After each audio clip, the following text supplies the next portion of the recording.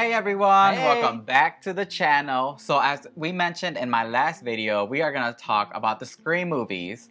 But we're going to try something different this time because we're not trying to recap everything. We're just going to talk about our top scenes, the moments that caught our attention. Yeah, or some of our favorite moments, or just like those moments that always stick out. Because we watched this movie quite a few times now, and there's always certain moments I'm just like, I know, every time. It's like a lot of them are not even gonna focus on like the slashing or the plot. But it's just what caught us, like what caught our attention in this movie. Yeah. So let's get into it. We're gonna talk about Scream. I almost said 6.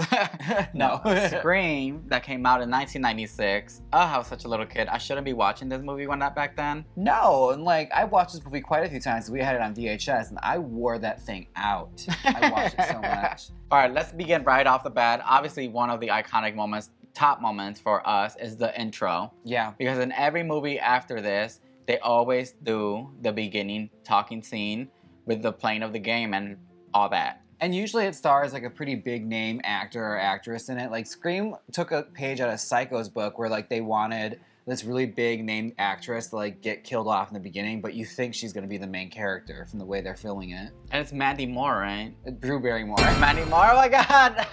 She'd be sickening in a horror film. Yeah, not Mandy Moore, oh my god. Yeah, Drew Barrymore, that's what I meant. And Mandy Moore just came out of my mind out of nowhere. But she would have been sickening. Back in your mind like, ooh, ah, yeah, yeah. Oh my god, imagine her, Mandy Moore, singing Candy, and then gets a phone call. But no, it's Drew Barrymore, and she plays Casey, and I live for her $50 Amazon human hair wig. Bob! Obviously, it wasn't from Amazon, but that's where we get ours. That little blonde Bob $50 Amazon human hair wig. Oh, y'all seen it, y'all know it well. Like, I live, every time I put it on, it's like, it immediately takes me back to... Hello, I'm making popcorn. Let's really talk about this scene. The reason why this is a top moment for me, because rewatching it now after watching Scream 6, I know we talked about how Scream 6 was really gory, but this initial scene was actually really gory and really disturbing, especially at the end when she's hung. Drew Barrymore really is a great actress because the way she was like screaming for her mom, trying to scream for her mom, but she couldn't. And the mom was like right there. It really just got you. Like she goes through it and she doesn't go down easy. Like she has to watch her boyfriend get disemboweled.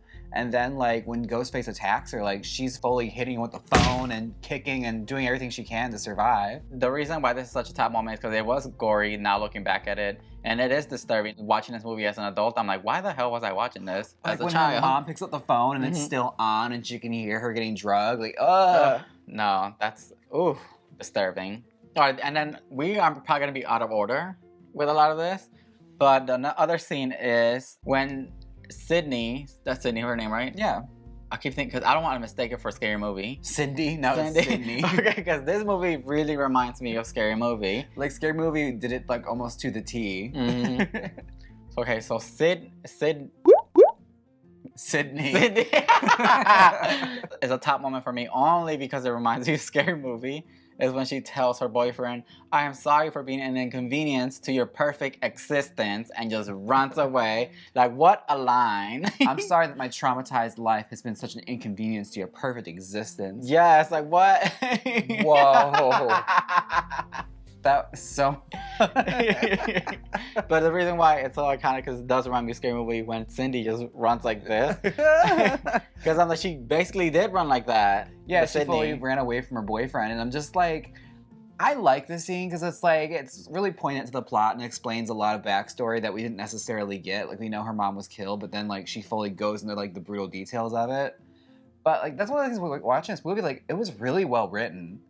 Like, all the plot is spun together really, really well. Like, it's never like an exposition dump. One of my favorite scenes from Scream has to be when Sidney is in the bathroom and she's basically washing her hands and she hears two girls talking about her. So she runs and hides in the stall so she can hear what they're saying. And we are introduced to some of the most amazing girls that knew they had one chance to nail these lines because this is the only scene they got. Oh, and they did. Oh, baby, they said, oh, yeah, we are acting right now. Oh, they gave it all. It was like when the meme of Nicki Minaj comes out, like Madonna gave Nicki Minaj 30 seconds. Like, go. That's these girls. They gave it their all. She's playing with her hair. Yes.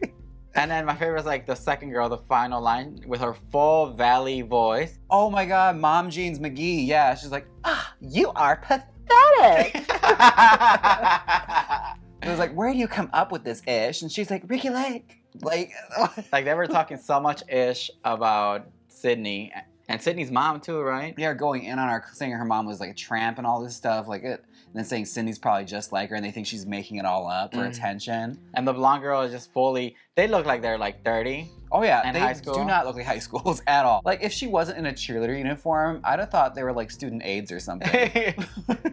Well, back in the day, you could tell they were not like Teenagers. But nowadays, like even Euphoria, like they cast 30-year-olds as high schoolers, but they still look like teenagers. Like I was surprised that a lot of them are like in their 30s. Yeah, and like almost looking at the whole cast on a whole, like, nobody looks like they're in high school. Mm-mm. Like they're all like, what are they eating in Woodsboro? Because y'all are really developed. What kind of cornbread y'all feeding them? Girl. But yeah, no, I had a friend who was like, I used to watch these movies and was thinking like, once I became a sophomore in high school, he was like, what's wrong with me? Like, why don't I look like this?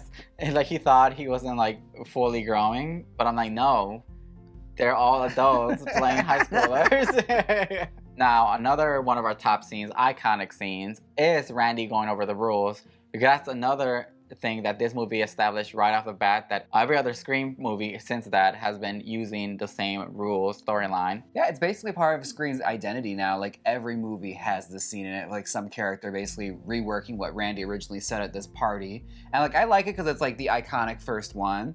And at that time, no other movie was really like calling it horror movies out like this. So it was really new and like fresh. It's kind of done to death now. I mean, at the time, those were the rules of the movies that were made till then. I'm pretty sure after they're like, oh yeah, we do that. Yeah. Let's switch it up. Because a lot of those movies don't even follow those rules anymore. Oh no. So it is a little bit dated. What I've noticed is all the other Scream movies is literally a repeat of this first one. Only it's updated to the modern times. Yeah. Because if I was watching this 1996 movie now, and instead of her having that big old phone, she had like a nice little cell phone. It's literally the same movie as all the other ones we watched. Yeah, and I like that they like lay out the ground rules for how horror movies are supposed to go, and they still subvert them. Like they mentioned how like the virgin has to stay a virgin, otherwise they're gonna die. And Sidney loses her virginity in this movie and lives. Oh yeah, it broke its own rules. Mm-hmm. Also, one of my favorite scenes, and like I'm here to, this is now a call out post.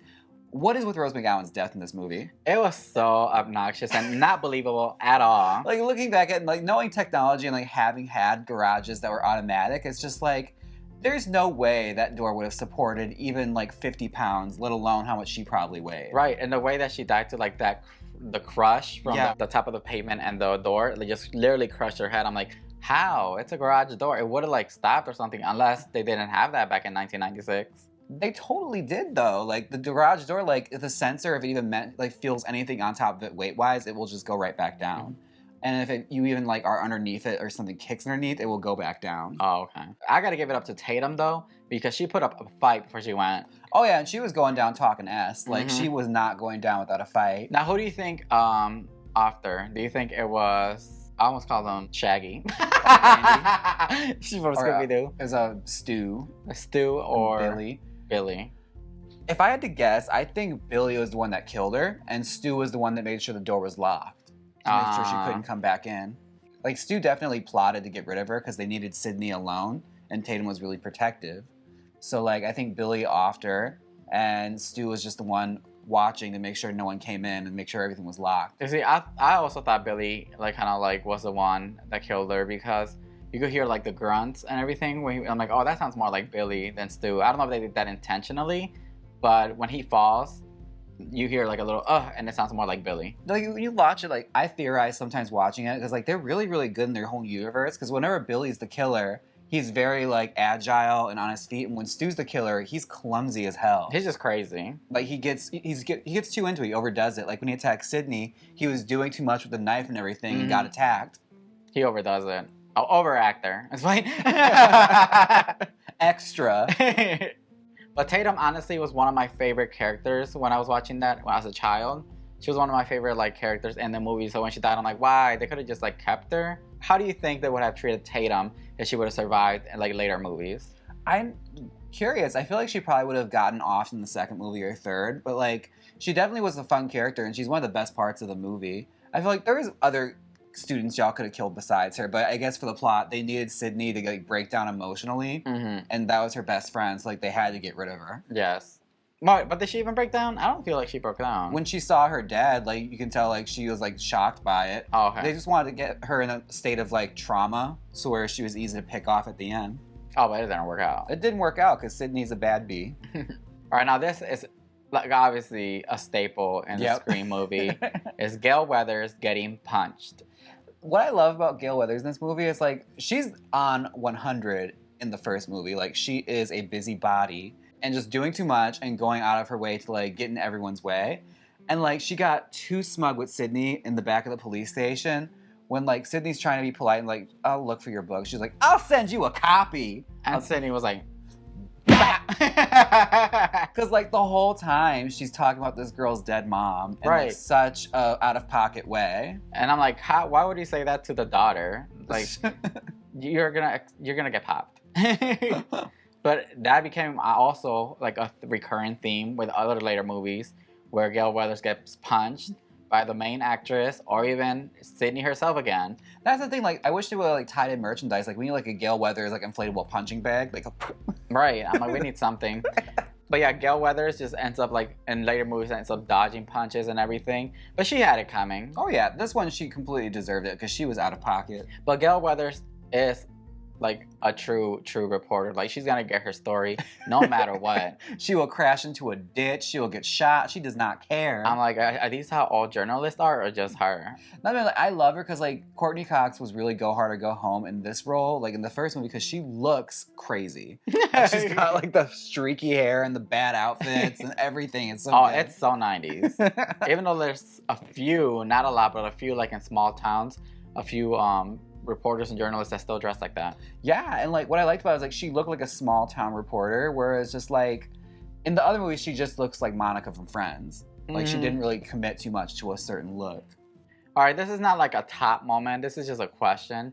Why do they have Dewey playing like some like innocent like guy, like super innocent, like very juvenile when he's 25 in this movie? The thing, like when he's playing a 25-year-old in this movie. Before they cast David Arquette, like David Arquette really fought to get this role because he was kind of like the goofy, derpy guy in all the movies. This role was supposed to be for like a himbo kind of guy, like a Noah Centineo, like really hot, handsome guy. He was supposed to kind of like a, you know, cute, hot, dumb guy. That's what Dewey was supposed to be. But then David Arquette got the role and they went against type for it.